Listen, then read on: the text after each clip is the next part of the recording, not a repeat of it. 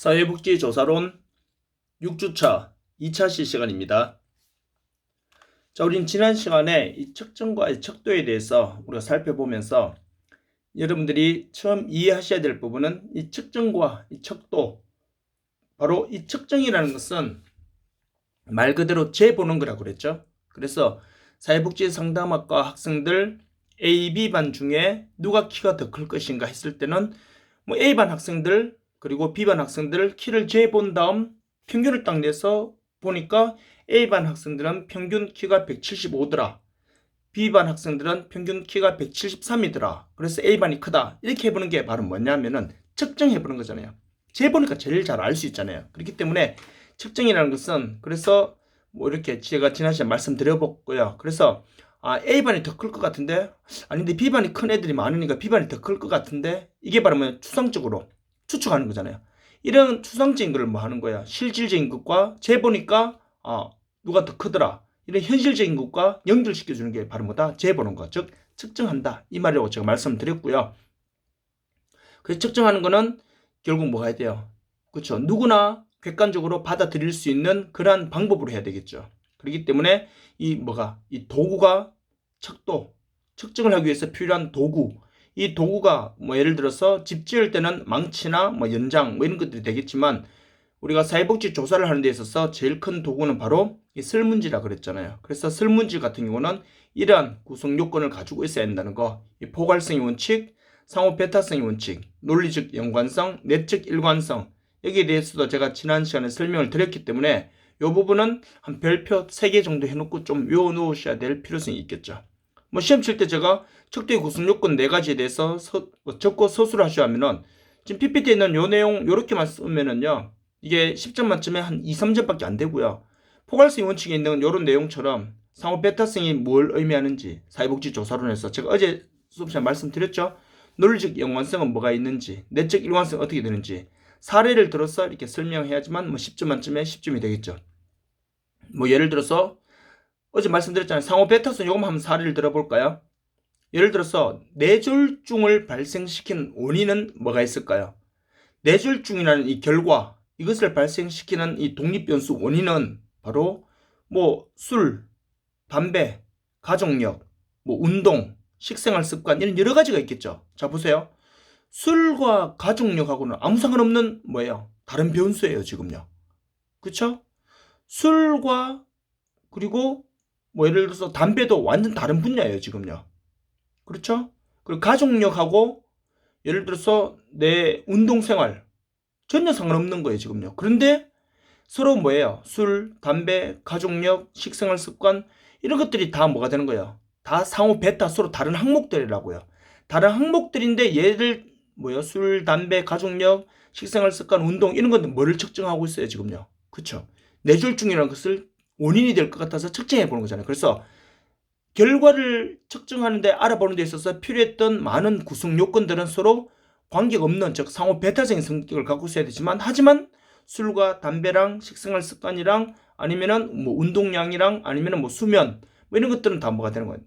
논리적으로 뇌졸중을 측정하는 데 있어서 굉장히 연관이 있는 것들이죠. 뭐 이런 식으로 시험 칠 때도 같이 사례를 들어야 되겠죠. 자, 요걸 일단 여러분들 잘 이해하시고요. 자, 그럼 다음 측정의 기능에 대해서 이제 살펴보도록 하겠습니다. 자, 보시면은 이 측정의 기능이라는 건요, 자, 일치 또는 조화의 기능을 수행한다. 자, 이건 뭘 의미하냐면은 일치 또는 조화. 자, 이게 한마디로 말했어요. 여러분들이 자, 예를 들어서 사회복지 상담학과 학생 A반 학생과 B반 학생이 있어요. 지금요. 2학년 A반, B반 학생이 있는데, 좀 전에 들었던 사례처럼 A반 학생이 키가 클까요? 아니면 B반 학생이 키가 클까요? 이렇게 했을 때 아까 제가 말씀드렸죠. 제일 정확한 거는 실제 누구나 받아들일 수 있는 그런 정확한 그런 척도, 즉 객관적인 줄자를 가지고 와서, 그러니까 A반 학생에게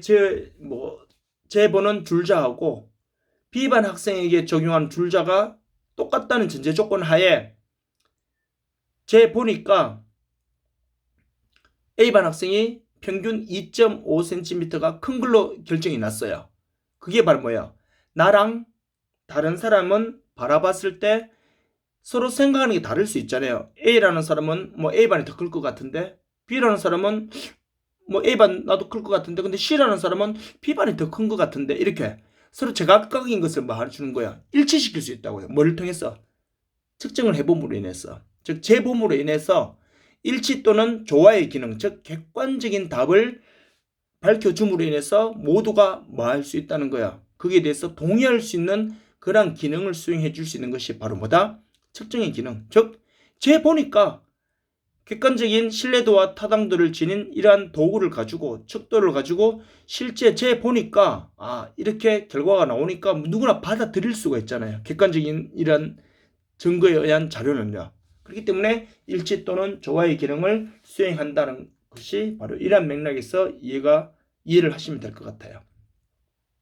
자, 이제 두 번째는요.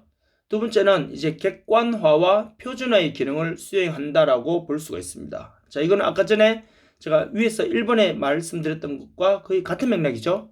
객관화와 표준화의 기능. 결국 뭐냐면은 올바로 기능을 수행하는 그러한 뭐예요? 그래서 올바른 기능을 수행하는 이 척도 도구를 가지고 이러한 일치, 조화의 기능을 수행한다는 것은 그러한 객관적인 답을 밝혀줄 수 있으니까 그 자체가 측정을 하는 재보는 그 자체가 바로 뭐냐면은 객관화와 이 표준화의 기능을 같이 수행하는 거다라고 여러분들이 이해하시면 될 것 같습니다. 자, 계량화 기능. 자, 이거는요, 여러분들이 우리가 쉽게 생각할 수 있는데, 자, 보시면은 측정은 시간이나 현상을 세분화시킨다. 통계적 분석에 활용할 수 있는 정보를 제공한다. 이게 바로 뭐냐면요. 자, 재봄으로 인해서 예를 들어서 이렇게 생각해 볼게요. 이제 좀 다른 사례를 한번 들어볼게요. 계량화한다 이 뜻이 여러분들이 우리가 잘 이해하셔야 되는데, 자, 첫 번째 줄에 아까 전에 있었던 이 내용을 잘 이해하시기 바랍니다. 보세요. 통계적 분석에 활용할 수 있는 정보를 제공해 준다 했어요. 그리고요, 다양한 사건이나 현상에 대한 정확한 정보를 제공해 준다 했어요. 자, 이게 바로 뭐냐면은 한마디로 말해서, 자, 취약계층, 지금 제가 지난 수업 시간에도 한번 말씀드린지 모르겠지만 우리가 작년 2월 달부터, 그러니까 지금 만 1년도 지나버렸죠. 코로나 사태로 인해서 어쩌면 대학교에서도 마찬가지겠지만 초중고 학교에서도 정상적인 그런 학습 활동이 제대로 이루어지지 않고 있단 말이에요. 그런데 놀라운 사실은 이것이 학습 격차를 더 지금 벌어지게 해버렸단 말이에요. 이게 무슨 말이냐면은, 예를 들어서 좀 이렇게 경제적으로 굉장히 잘 사는 그런 경제적으로 부한 집에서는, 경제적 여유가 굉장히 있는 집에서는 코로나 사태로 해서 애들이 학교를 못 가는 대신에 과외 선생님을 한다거나, 아니면은 또 다른 고액 과외를 한다거나, 아니면은 유명한 학원을 다녀가지고 자신들은 오히려 선행 학습을 통해서 먼저 치고 나가버렸단 말이에요. 그런데 예를 들어서 일반 가정은 그렇다 치더라도 취약계층, 특히 정보에 대한 접근성이 떨어지는 그러한 취약계층 자녀들은 온라인 수업을 통해서, 특히 초등학교 아이들 같은 경우에는 온라인 수업을 통해서 지금 학습도 제대로 안 되고 있단 말이에요. 기본적인 학습도. 특히 할아버지하고 할머니하고 사는 이 조선 과정 자녀들 같은 경우는 이 미디어에 대한 접근성도 떨어지기 때문에 이 온라인 수업하는 그 자체도 지금 힘들단 말이에요. 그러다 보니까 이 학습 격차는 지금 갭이 더 커져 버렸단 말이에요. 그렇기 때문에 지금 우리나라 정부 수립 이후에 초등학교 1학년에서 2학년 지나가는 학생들 중에 한글을 읽지 못하는 아이들, 그리고 받아쓰기를 제대로 하지 못하는 아이들이 지금 작년 1년 동안 최고로 지금 발생해 버렸대요. 그렇기 때문에 결과적으로는 이 학습 격차가 더 커졌던 거예요, 지금요. 그래서 원래 지금 한번 보세요. 지금 많은 위험을 감수하고서라도 작년 4월 지금 이제 초잖아요. 작년 4월 초에는요, 우리나라에 코로나 환자가 100명도 안 나오는 시대였어요. 2월 말에 3월 한 달 동안 코로나가 막 터져 나왔지만은, 제가 알기로는 작년 4월 10일 날 대구의 코로나 환자가 제로가 된 날이거든요. 2월 달부터 엄청나게 나오다가 4월 10일 날 0명이 나왔어요. 그리고 다른 지역에서 몇 명씩 나오다가 30명 이렇게 우리가 나오는데, 지금은 어때요? 오늘도 거의 한 500명대 나오더라고요. 전국적으로. 그렇다고 변이 바이러스까지 등장했기 때문에 지금 더 위험한 상황이에요. 그럼에도 불구하고 초중고, 특히 대학교까지도 지금 어떻게 합니까? 대면 수업을 최대한 좀 하는 방향이거든요. 그 말이 바로 뭐냐면은 이런 학습 격차를 줄이기 위해서죠. 자, 이런 결과는 어떻게 알아봤을까요? 소득 격차가 클수록 학습 격차도 같이 벌어지고 있다. 학습 습득 능력이 취약계층 자녀들은 지금 더 떨어지고 있더라. 이런 정보를 어디서 알 수 있는 거예요? 그렇죠. 사회복지 조사, 즉 사회복지 조사를 해보니까 알 수 있는 거예요, 지금요. 그래서 뭐예요? 특징을 보다 세분화시키고 다양한 사건이나 현상, 코로나 사건이나 코로나 현상에 대해서 교육 현장이나 교육 지금 취득 현상이나 이런 것들에 대해서 정확한 정보를 해줄 수 있죠. 왜요? 올바른 정보를 통해서. 이게 바로 뭐냐면은 자, 그러니까 이래 되면 안 되겠다. 학습 격차가 더 벌어지게 되면은 나중에 사회에 나와서 이 아이들이 현장에서 직업을 구하는 데 있어서도 엄청난 또 차이가 발생할 수 있다. 불이익을 당할 수 있으니까 최대한 뭐예요? 그렇죠. 이 대면 수업을 진행하되 다른 예방할 수 있는 그러한 이제 방법을 찾아내려고 지금 노력하고 있잖아요. 그게 바로 뭐다? 사회를 조금 더 뭐 하는 거예요. 좋게 바꾸고 있잖아요. 개량화하고 있잖아요. 뭐를 통해서? 이런 측정을 통했어요. 그래서 측정의 기능은 바로 개량화의 기능도 있다. 여러분들이 이렇게 또한 한번 이해하시면 될 것 같고요. 그리고 이번에는 반복과 의사소통의 기능입니다. 자, 이건 바로 뭐냐면 밑에 설명 보세요. 측정은 연구 결과를 다른 사람들이 반복하고 그 결과를 확인하고 반증할 수 있도록 해준다 했는데, 자, 바로 뭐냐면은, 자, 보세요. 측정은 연구 결과 다른 사람들이 반복한다는 게 바로 뭐냐면은, 자, 코로나 때문에 지금 학습 습득 능력이 지금 천차만별이 돼버렸어요. 경제적으로 굉장히 잘 사는 집 같은 경우는 고액과외나 이런 거를 사교육을 통해서 이미 학습을 선행학습까지 하고 있다 그랬잖아요. 그래서 지금 취약계층 자녀들은 그런 선행학습은 불구하고 기본 학습조차도 지금 습득이 제대로 안 되고 있으니까 학습 격차가 커졌다는 그런 결과가 나와서 이에 대한 대비책이 만들어지고 있는데, 자, 이거는 누군가 한번 재봤으니까, 조사해봤으니까 이런 결과를 알 수 있게 된 거잖아요. 그렇기 때문에 측정은 자, 한 명이 해봤다고 해서 모두가 100% 그렇다 이렇게 볼 수는 없단 말이에요. 그래서 어떻게 합니까? 근데 이런 결과가 나오면 다른 누군가가 그것을 또 할 수 있는, 또 한번 재봐야 되겠죠. 재볼 수 있는 뭐예요? 기회를 또 제공하는 거예요. 그래서 그게 바로 뭐냐면은 측정은 연구 결과를 다른 사람들이 반복한다는 게 다른 사람들이 그걸 토대로 해서 또 다른 연구를 또 할 수도 있고 아니면은요 그와 유사한 연구를 또 해볼 수 있는 기회를 제공하는 거예요. 이 측정 자체가요. 그리고요 아마 여러분들 이런 사례도 보면 알잖아요. 지금 다음 주 수요일 날 그리고 여러분들이 이제 수업을 듣는 이 화요일하고 다음 주 화요일이잖아요.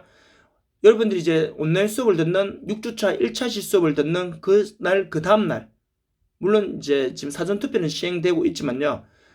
그때 보면은 이제 우리가 시장이 누가 될지 서울, 부산의 시장을 우리가 알 수 있잖아요. 그런데 지금 이제 여론조사는 이제 끝났어요. 여론조사는 이제 사전투표가 들어갔기 때문에 법적으로 공표를 할 수가 없어요. 지금요. 여론조사 할 수도 없고요. 지금요. 그런데 우리가 여론조사 했는 결과를 보죠. 여론조사를 그런데 중요한 거는 MBC에서만 하던가요? MBC에서도 여론조사 해요. KBS에서도 하고 그리고 뭐죠? 저 뉴스방 YTN에서도 하고요. 그리고 다른 많은 뭐 개인 공공 뭐 리서치 기관에서도 많이 그걸 하잖아요. 지금요. 결국 뭐냐면은 여러 기관에서 여러 사람들이 그것을 같이 할 수 있는 기회를 제공합니다. 측정은요. 그리고 두 번째 밑에 보세요. 그 결과를 확인하고 반증할 수 있도록 해준다. 자, 이게 바로 뭐냐면은 내가 조사해보니까 예를 들어서 지금 서울 시민들이 누가 시장이 될 것인가 YTN에서 해보니까 오세훈 시장 후보와 박영선 시장 후보가 현재 15%에서 20% 차이 나는 걸로 지금 나왔거든요. KBS에서도 했을 때도 뭐 16점인가 17% 나왔단 말이에요. MBC에서 했을 때도 또 16%가 17% 나왔고 저기 어디죠? 조선일보에서 했을 때는 좀 차이가 많이 나더라고요. 25% 정도 차이 나더라고요. 그런데 만약에 예를 들어서 국민일보에서 했는데 만약에 5%밖에 차이 안 났다. 그러면요. 너네들 이거 앞에 사람들 보고 너네들 이거 잘못한 거 아니냐? 15% 20%가 아니라 5% 차이밖에 안 나는데 라고 말할 수도 있겠죠. 그러면요. 예를 들어서 영남일보에서 해보니까 우리는 15% 차이 나는 거 맞는데 하면서 네가 잘못한 거 아니냐 이렇게 말할 수 있죠. 이게 왜냐하면은 지금 여론조사 같은 경우는 전수조사를 하는 게 아니란 말이에요. 표본조사 한단 말이에요. 일부를 뽑아서 하기 때문에 표본을 잘못 뽑아버리면 즉 오세훈 지지를 많이 하는 사람한테 표본을 많이 해버리면요. 당연히 오세훈 지지자가 될 가능성이 굉장히 높게 나와버리겠죠. 반대로 박영선 후보를 지지하는 사람들이 많은 사람들을 표본해버리면은 그쪽으로 또 이제 이 당선 확률이 높게 나오겠죠. 그 말이 바로 뭡니까? 그렇죠. 바로 이 표본을 어떻게 선정하느냐가 굉장히 중요하죠. 그래서 이 측정, 즉 표본 측정 같은 경우에 진짜 그걸 제대로 골고루 과학적으로 잘 뽑았는지 그 결과에 대해서 나는 이렇게 안 나오던데 하면서 서로 재봤으니까 서로에 대해서 의견을 제시할 수 있는 그런 기능도 있다는 거예요. 그래서 측정의 기능은 일치 또는 조화의 기능을 통해서 이것은 바로 객관화와 표준화를 통해서 하기 때문에 일리는 같이 보시면 될 것 같고요. 이 측정을 해봄으로 인해서 우리 사회의 문제가 뭔지, 우리 사회에서 개선해야 될 상황은 또한 무엇인지, 그리고 이를 통해서 우리 사회가 또 이루고자 하는 건 또 무엇인지, 그런 기타 등등의 그런 것들을 우리가 또 잘 알아볼 수 있는 그런 이제 또 하나의 기회를 제공한다. 이렇게 여러분들이 보시면 될 것 같습니다. 그리고 반복과 의사소통의 기능은 방금 설명드렸으니까 그 맥락에서 여러분들이 이해하시면 크게 어려움은 없을 것 같습니다. 자, 그렇게 일단 이해하시고요. 자, 이제는 측정의 수준입니다. 자, 측정의 수준은요, 명목, 서열, 등간, 비율, 이렇게 여러분들이 크게 4가지로 여러분들이 이해하시면 되는데요.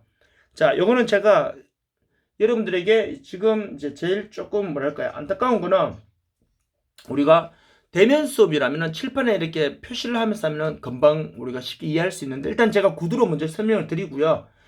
요 부분이 끝나고 그러니까 측정의 수준이 끝나고 나면은 바로 대면 수업이란 말이에요. 대면 수업 때 제가 칠판에 한 5분만 다시 설명드릴게요. 그러면요, 그림을 보고 하면은 금방 여러분들이 쉽게 이해하실 수 있어요. 그래서 여러분들이 그런 맥락에서 보시면 될 것 같습니다. 자, 먼저 그래서 지금 4가지가 나오는데 명목, 서열, 등간, 비율이 나오는데 이걸 여러분들이 먼저 선행해서 아셔야 될 건 바로 뭐냐면요.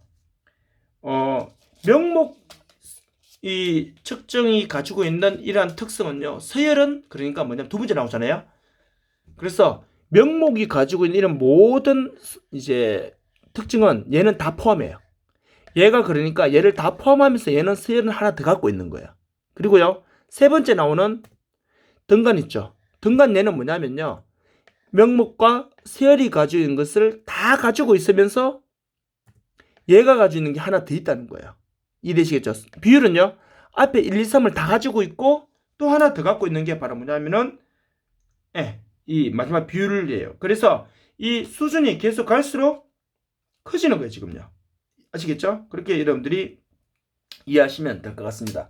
자, 그래서 제가 그 부분을요, 또 같이 한번 보면서 갈 텐데, 일단은 제가 아까 전에 제가 처음 여러분들한테 말씀드린 것처럼 그런 면에서 일단 이해하시면은 그게 어렵진 않게 보실 수는 있을 것 같아요. 자, 그래서 여러분들이, 잠시만요. 제가 그러면은, 제가 지금 책상에 종이가 없어가지고, 예를 들어서 이렇게 보시면 돼요. 그러니까, 이게 지금 종이가, 잠시만요. 우리 딸내미 책인데 지금 잠깐만요. 명목, 그리고 서열, 그리고 등간, 그리고 비율.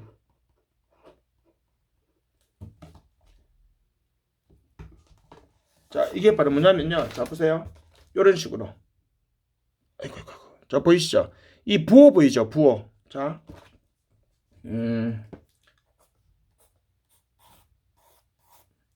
자, 동그라미 있는 부분. 이 수학, 산수에 보면 이런 비율이, 부호가 나오잖아요. 자, 명목은요, 명목이 갖고 있는 건 서열이 다 포함하는 거예요. 저 부호 표시 보이죠? 그래서 명목, 서열, 등간, 비율. 그래서 비율은요, 앞에 3개를 다 포함하는 거예요. 그러니까 갈수록 더 넓은 범위에 그런 이제 특정을 할 수 있는 능력을 갖고 있다. 이렇게 여러분들이 이해하시면 돼요. 자, 그래서 첫 번째부터 한번 보면서 갈게요. 자, 명목 수준은 그럼 뭐냐? 그리고 우리 이 말은 뭐냐면 쉽게 생각하세요. 설문지를 받으면요, 여러분들이 설문지 있죠? 설문지 왜 뭔지 알잖아요? 우리가 어떤 연구를 해서 설문지, 석사 논문이나 박사 논문이나 아티클 논문이나 이런 이제 설문지를 해주기 위해서 우리가 누군가의 설문지를 해주기 위해서 이렇게 보시면은 설문지에 보면요, 이 명목, 우리가 봤을 때 그냥 일반적으로 그 설문지로만 보일 수 있는데 그 설문지가 바로 뭐냐면은 명목 수준에서의 설문지가 문제 문항이 있고요. 서열 수준에서의 문제 문항이 있고 등간 수준에서의 문항이 있고 비율 수준에서의 문항이 있는데 우리 사회조사에서는 통계 뭐 수학적인 게 아니기 때문에 뭐 비율 수준 잘 들어가지 않고 보통 명목과 서열 기준에서 거의 대부분 다 설문지가 만들어져요. 그러면은 일단 보면서 갈게요. 자 보세요. 그럼 명목이 뭔지를 알아야 되잖아요. 자 보시면은 명목 수준의 측정은 자 특징이 바로 이거예요. 보시면요. 측정 대상의 특성을 분류할 목적으로 숫자를 부여하는 것이다. 자 이거는 뭐냐면 자 여기서 핵심되는 용어는 뭐냐면요. 측정 대상에 뭐를 부여한다? 숫자를 부여한다 그랬어요. 숫자를 부여하는데 왜 부여한다 했어요? 분류할 목적으로만. 다른 의미가 있어서 크고 좋고 뭐 더 좋기 때문에 더 의미가 있기 때문에 1번, 2번, 3번이 아니라 뭐 하기 위해서만 분류를 즉 뭐야 가르기 위한 목적으로만 숫자를 부여한다 그랬어요. 지금요. 그렇기 때문에 자 밑에 보세요. 더 구체적 설명 나와있죠. 부여된 숫자의 수치적 의미는 뭐 한다는 거예요. 숫자의 수치적 의미는 아무런 의미가 없다라고 그랬어요. 됐나요? 부여된 숫자의 수치적 의미는 아무런 의미가 없고 단지 뭐만 그 대상들이 서로 다르다는 것만 의미하는 거예요. 아시겠죠? 그래서 명목 숫자는 상호 배타적인 특성으로 모든 대상은 하나의 범주에만 속한다. 자 이게 바로 뭐냐면요. 자 그래서 여러분들이 이 명목 척도는 바로 뭐다? 서로 분류하기 위해서만 1, 2, 3, 4, 5 이렇게 하는 거지 이 숫자가 더 좋기 때문에 1번, 2번 이렇게 번호를 주는 거는 아니다라는 거. 단지 분류하기 위한 목적으로만 뭐야 숫자를 준다는 거. 요게 제일 중요해요. 요 부분 잘 이해하시고요. 그럼 실제 우리 설문지에서 이렇게 하는 게 뭐가 있냐? 첫 번째, 당신의 성별은 무엇입니까? 라고 이렇게 우리가 질문지 보면 제일 먼저 인구사역적 질문을 하기 때문에 1번이 보면 대부분 다 뭐냐면은 당신의 성별은 무엇입니까? 이게 거의 다 1번이에요. 그러면요. 이게 1번이기 때문에 결국에는 뭐가 됩니까, 여러분들? 그렇죠. 1번은 보통 뭐가 돼요? 남자. 보통 2번은 여자. 예를 들어서 좀 뭐 요즘 페미니즘 쪽으로 논문을 보면 1번은 여자, 2번은 남자 이렇게 식으로 많이 되어 있어요. 자, 그런데요. 당신의 성별은 무엇입니까? 했을 때 내 연구에 참여하는 연구 대상자들의 성별을 뭐 하기 위해서 그렇죠. 내 연구에 참여한 이 대상자들의 성별의 비율이 어떻게 되는지 알아보기 위해서 남자, 여자를 구분하기 위해서 뭐 하는 거야? 1번 남자, 2번 여자 이렇게 하는 거지.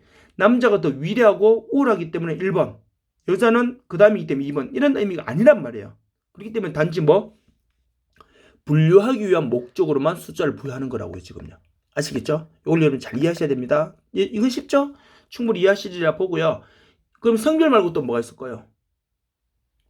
그렇죠. 가장 대표적인 게 당신의 종교는 무엇입니까? 1. 기독교, 2. 불교, 3. 천주교, 4. 뭐 이슬람교, 5. 무교 이렇게 된다면은 종교의 우월성을 따져가지고 1번, 2번, 3번을 준 게 아니라 내 연구에 참여하는 사람들의 종교 비율은 또 어떻게 되는지를 알기 위해서 단지 뭐 종교를 분류하기 위해서만 주는 거예요, 지금요. 이해되시겠죠? 그리고 뭐 또 기타 또 다른 것들도 많겠죠. 이렇게 묻는 것들이 뭐다? 명목 수준에서의 재보는 거라고요. 명목 수준의 측정이라고요. 아시겠죠? 자, 그래서 우리가 일반적으로 설문지에서는 성별을 묻는다거나 종교를 묻는다거나 뭐 기타 이런 것들이 다 바로 뭐다? 이 명목 수준의 측정에 해당된다. 이렇게 보시면 되겠고요. 서열 수준 보세요. 서열 수준은요. 이제 여기서 한 단계 더 나가는 거예요. 그 말은 뭐냐면은 명목 수준이 가지고 있는 특징을 다 갖고 있으면서 어떻게 하는 거야? 명목 수준의 특징을 다 갖고 있으면서도 또 하나 뭐 하는 거야? 그렇죠. 명목 수준의 특징을 다 갖고 있으면서 바로 얘는 또 하나를 더 갖고 있는 거예요, 지금요. 그래서 내용 보세요. 서열은 그래서 측정하고자 하는 변수의 속성에 뭐를 부여한다 해서 서열을 부여하는 거예요. 이제요.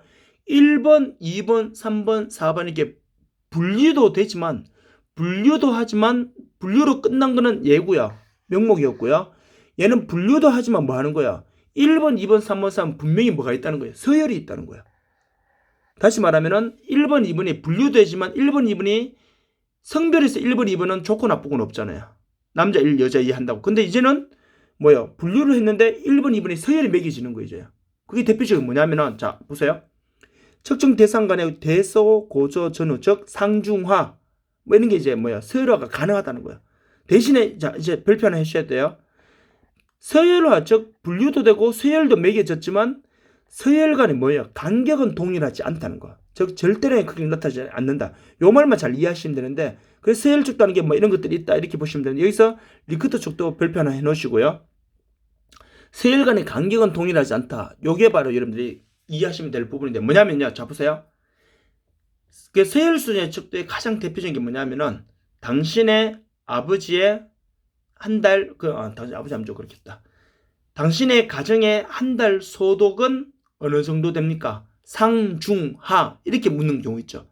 그러면 우리 집은 글쎄 우리 아버지가 그래도 아파트 32평 아파트도 사시고 자동차도 뭐 그랜저 타시니까 우리가 막 예를 들어서 막 이렇게 조금 경제적으로 어려운 것 같지는 않고 그렇다고 우리 집이 뭐 갑자기 뭐 1,000만 원, 2,000만 원 갑자기 예를 들어서 내가 뭐 아버지한테 휴대폰도 지금 예를 들어서 내 휴대폰이 뭐 갤럭시 S10 플러스인데 이거 갑자기 아빠 나 10 플러스 이제 한 1년 썼으니까 아빠 나 그거 그냥 뭐 Z 플립 샀어요 해서 아버지가 그래 써라 200만 원 주고 이 정도까지는 아니니까 우리 집은 그냥 중간 정도. 그래서 당신의 가정의 경제력은 어떻게 됩니까? 이렇게 했을 때 상중하 중에 우리는 보통 중.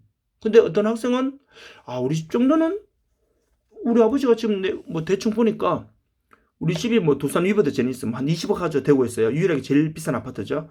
한 20억 되는 아파트에 살고 있고 아버지 차도 뭐 아우디 타고 다니시고 뭐 아버지가 나중에 결혼할 때 뭐 지금 나한테도 대학 다닐 때 차도 한 대 사주셨고 그리고 결혼할 때 아버지가 미리 내 집 준비해 놓는다고 32평 아파트도 미리 준비해 놓으셨고 역세권에 이래 되면은 이 정도면 좀 잘 산다고 볼 수 있잖아요. 우리 일반 가정에서 봤을 때는요.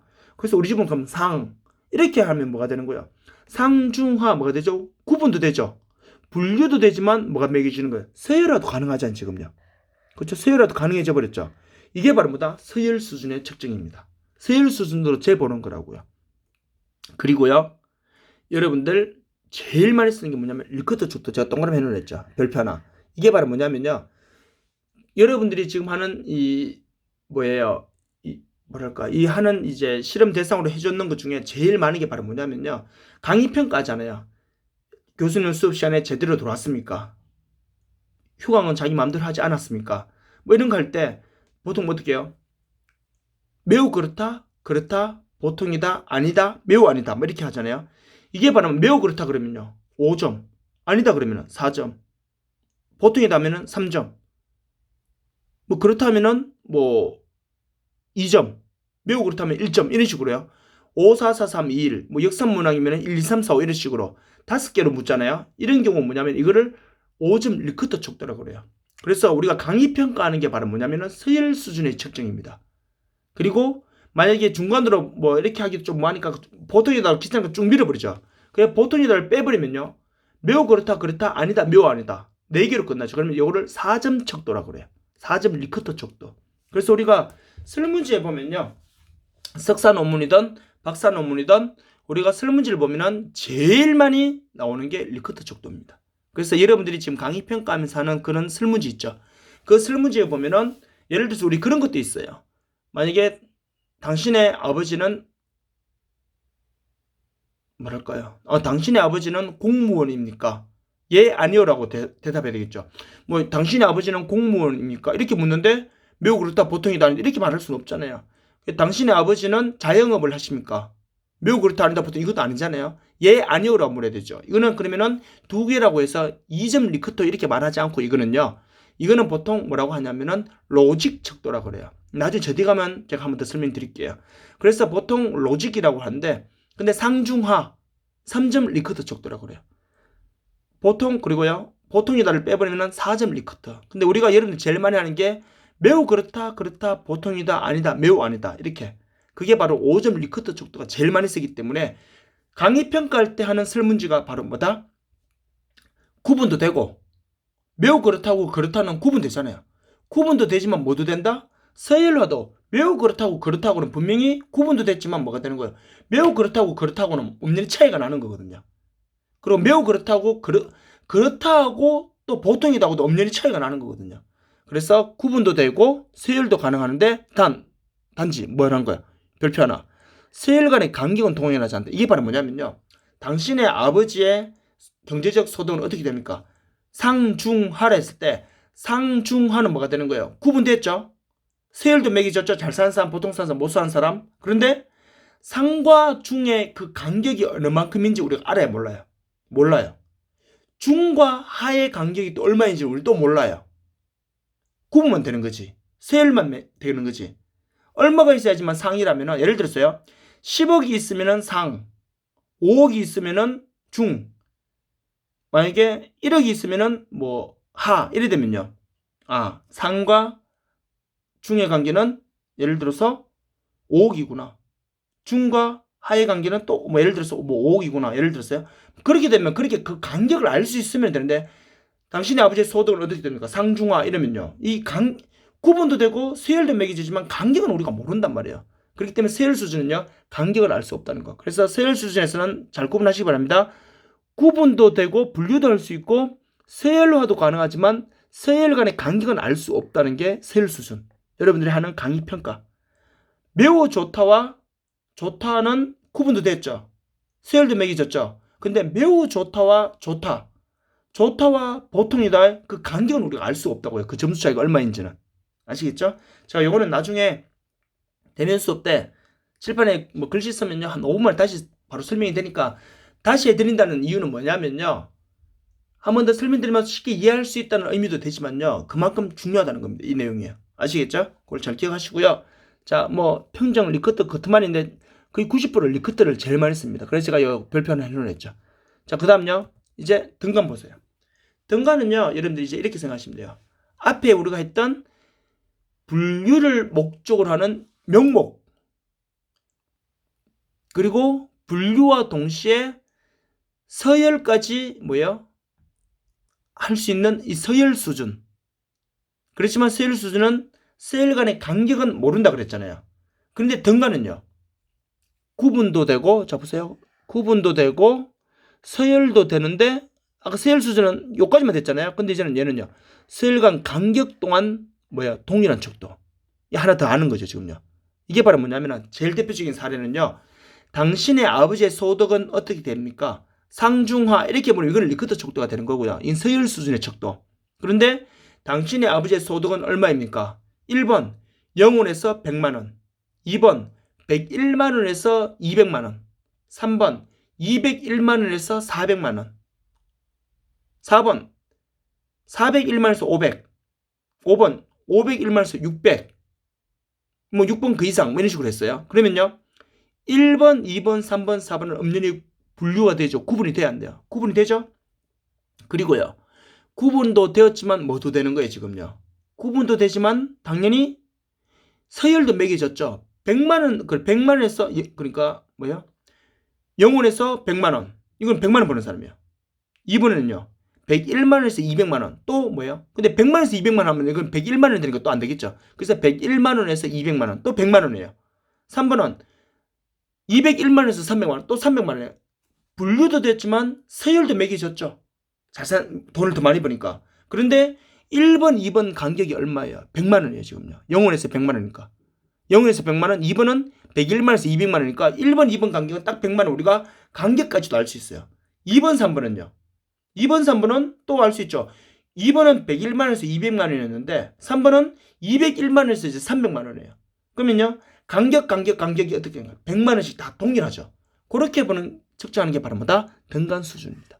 그래서 우리가 당신의 아버지의 소득은 어떻게 됩니까? 이렇게 했을 때 상중하로 이렇게 묻는 경우도 있지만, 예를 들어서 뭐 0원에서 200, 201만원에서 400, 401만원에서 300, 500, 뭐 이런 식으로 이렇게 묻는 경우도 있고요. 그래서 등간 수준에서 질문은 대부분 보면은 뭐 달리기 기록도 있죠. 당신의 100m 기록은 어떻게 됩니까? 예를 들어서 뭐 10초에서 12초, 12.1초에서 13초, 13.1초에서 15초, 이런 식으로 2초 간격으로 이렇게 구분도 되고 서열도 되고 간격까지 알 수 있는. 그래서 달리기 기록이나 IQ, 당신의 IQ는 어떻게 됩니까? 80에서 100, 101에서 120, 121에서 140, 이런 식으로 그렇게 묻는 게 바로 뭐다? 등간 수준이다. 이렇게 보시면 돼요. 그리고 중요한 거 하나 밑에 보세요. 등간 척도는 그럼 이렇게, 이게 등간 척도의 특징이에요. 앞에 1, 2, 3 서열, 죄송해요, 명목, 서열도 다 가지고 있으면서도 하나 지껏 더 갖고 있다 했죠. 근데 여기서 보세요. 등간은 근데 뭐 할 수 없냐면은 임의적으로 0은 있지만 절대적으로 0은 없다는 게 등간 수준의 이제 한계입니다. 자, 이 말이 바로 뭐냐면요. 자, 이거는 여러분들이 쉽게 이해하실 수도 있지만 좀 애매할 수 있는데 0이라는 사전적 개념이 뭐예요? 이걸 먼저 아셔야 돼요. 0이라는 사전적 개념은요. 없을 무예요. 제로입니다. 없음이 없음. 0이라는 건 아무것도 없음이니까 없을 무. 느껴지면 안 돼요. 근데 잘 보세요. 저 수업 시간에 막 이런 질문도 하겠지만 이렇게 보시면 돼요. 0이라는 개념은요. 없음인데 근데 우리가 흔히 말하는 이 물, 이 액체 물 있죠. 물의 이 화학적 원소 기호가 어떻게 돼요? H2O예요. H2O인데 이 물은요. 우리가 흔히 말할 때 이 0도씨에서 99도씨 사이에서는요. 이 물은 액체로 존재합니다. 100도씨가 되면요. 얘는 기체로 존재해요. 0도씨 이하로 내려가면요. 얘는 고체로 존재합니다. 원소 기호는 H2O로 똑같이 써요. 왜? 성분이 똑같으니까. 그런데 0도라는 게 있죠. 지금요. 0도. 이 0도라는 건요. 자, 0도 되는 이 물에다가 이 온도에 있는 이 물에다가 이제 얼음이 얼기 직전이잖아요. 다시 말하면은 이 액체가 고체로 변하기 직전이잖아요. 0도 물에다가 우리가 손을 넣으면 어때요? 어떤 사람은 미지근하다 하는 사람도 있고 어떤 사람은 차갑다 하는 사람도 있겠죠. 그 말은 무슨 말이에요? 내가 느꼈단 말이잖아요. 그런데 중요한 건요. 0이라는 개념은 원래 없을 무 아무것도 없어야 되는데 내가 손을 넣었을 때는 아무 느낌이 안 나야 되는데 느낌 나요 안 나요? 나죠. 왜요? 그거는 절대적으로 0이 아니라 내가 임의로 0을 만들어줬기 때문이에요. 어떻게? 액체가 물이 H2O라는 이 물이 H2O라는 이 액체가 물로 존재, 즉 액체로 존재하느냐 고체로 존재하느냐 그 차이점을 말하는 거예요. 그 기준이 되는 점에 내가 0이라는 걸 만들어줘가지고 고체로 바뀌면은 이제 영하라에서 마이너스를 붙이고요. 액체로 존재한다면은 거기다가 그냥 우리가 숫자를 부여해서 영상 온도를 표현한단 말이에요. 그래서 온도 같은 경우가 바로 뭐냐면은 0도라는 거를 내가 딱 나갔을 때 0도라 그러면요. 아무 느낌도 없어야 되는데 누군가는 0도가 되었을 때 좀 쌀쌀하다는 사람도 있고 누군가는요 0도라는 온도에 뭐 포근하네 이렇게 말하는 사람도 있단 말이에요. 그 말은 뭐냐면 우리가 느꼈단 말이잖아요. 없을 무가 아니잖아요. 그렇기 때문에 온도에서 0도라는 개념은요 바로 뭐냐면은 내가 절대적으로 있는 게 아니라 임의로 그걸 사람이 정해놓은 거예요. 그래서 등간촉들은 뭐냐면 0이라는 거는 임의로 있는 거지 절대적으로 존재하지 않는다는 거예요. 이게 등간 수준입니다. 이해되시겠죠? 아직 요 말을 제가 했는 말을요 아마 돌려 한 4-5번만 더 들으면요 충분히 이해될 거예요. 0이라는 사전적 개념 없음이에요. 무 없음. 그런데 우리가 온도에서 0도를 있잖아요. 0도 온도 0도 온도에 손 딱 대면요 차다고 느끼는 사람이 있단 말이에요. 그 말은요 0이라는 개념의 절대적인 그런 사전적인 절대적인 개념이 아니라 임의로 그냥 0도라고 만들어놨기 때문에 임의로 있는 것이 절대적으로 존재하는 건 아니다라는 거. 그걸 여러분들이 등간 수준의 특징에서 잘 이해하셔야 됩니다. 아시겠죠? 이렇게 보시면은 이 등간 수준의 측정도 여러분들이 크게 어렵지 않게 그렇게 보실 수 있을 것 같습니다. 자, 그래서 명목, 서열, 등간 여기까지 여러분들 잘 이해하시고요. 이제 비율 수준. 비율은요. 자, 비율 측대 개념과 이 특징을 잠깐 보시면요. 자, 내용 보세요. 당연히 비율이 이제 제일 마지막이니까 자, 비율은 명목, 즉 분류하는 거죠. 구분하는 거. 구분하는 저 척도. 서열은요. 구분도 되고 서열도 만들어지고 가장 많이 쓰이는 게 리커터 척도. 여러분들 강의 평가는 그게 서열 척도예요. 서열 척도 중에 리커터 척도지예요. 그리고 등간 척도.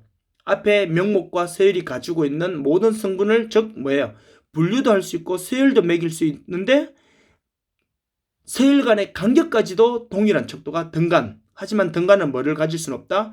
0을 가지고는 있지만 절대적으로 0이 있는 게 아니라 온도처럼 임의로 0을 그냥 만들어 놓는 거. 그래서 0이라는 값을 임의적으로는 가지고 있지만 절대적으로 가지고 있지는 않은 것이 바로 이 등간. 하지만 0을 절대적으로 가지고 있으면서 산술적 조작, 즉 더하기, 빼기, 나누기, 곱하기가 다 가능한 게 바로 뭐다?